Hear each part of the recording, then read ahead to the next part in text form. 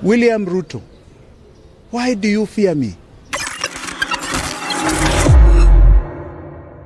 Yesterday, despite the existence of court orders stopping the arrest or detention of Mr. Jimi Wanjigi, we saw a high-handed act by DCI, Nairobi Regional Office, together with some officers from the head office, ignore that high court order to illegally arrest Mr. Jimi Wanjigi, and they took him to Kamukunji police station where they kept him overnight. They thought that that was going to be punishment for Mr. Wanjigi. What they do not know, Kamukunji is home.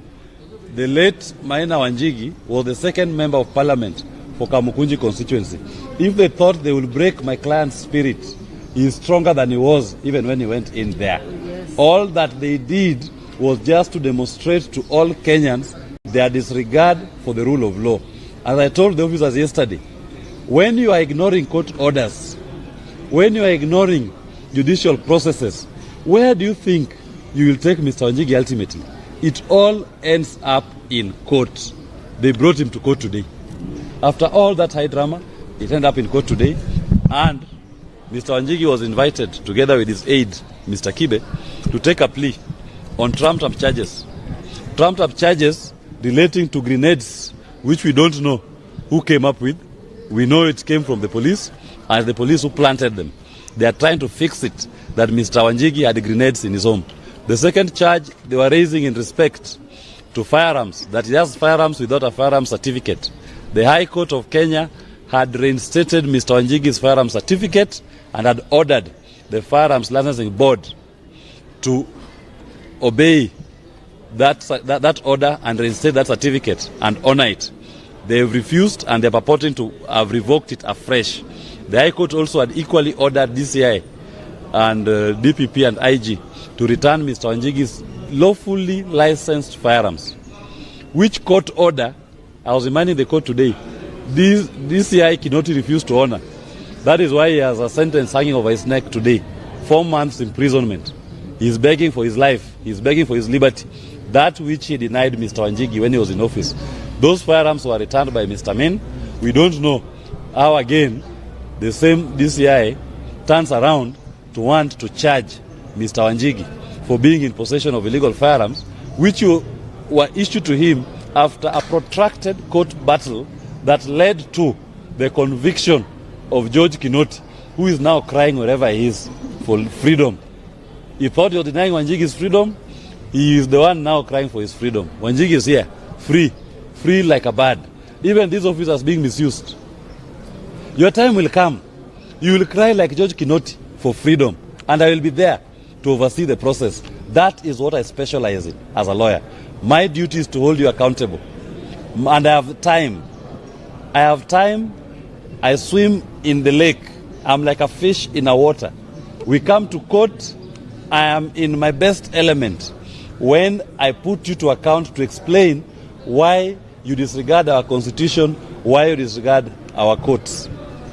Those officers who are being misused, please, take your time and understand our constitution. Understand the times we are in. Do not allow yourself to be misused to pursue political scores. As I told William Ruto yesterday, Jimi is here.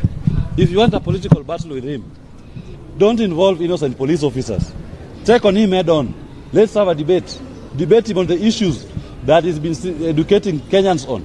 The issue of economy, the issue of debt, the issue of how you are taking odious debt in the name of the people of Kenya, the issue of how our youths are unemployed, how our people are hopeless, how you led to a collapse of our healthcare system. Those are the things that Jimi Wanjigi will wish to debate with you, and Kenyans will make their decision based on who has the best ideas for this country. That decision will not be made in the courtrooms. You are wasting our time and wasting everybody's time by when you keep invading Jimi's home and you keep dragging him to these courts on trumped-up charges. Face your equal. Deal with him as your equal. Leave the innocents. If you fear him, then say so.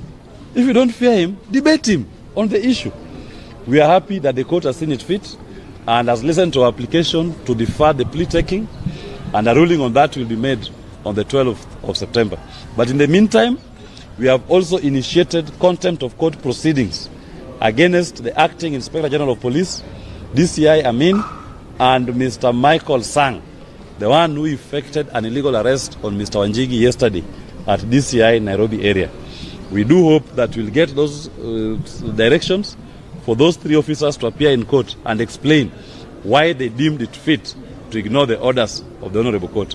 We have also taken out contempt of court proceedings against the chairman, Mr. Rashid Yakub, of the Firearms Licensing Board, and all his other board members for contempt of court for refusing and neglecting to obey and to give full effect to the orders that were issued by the High Court in JR number 46 of 2018 that reinstated Mr. Jimi Wanjigi's firearms license certificate.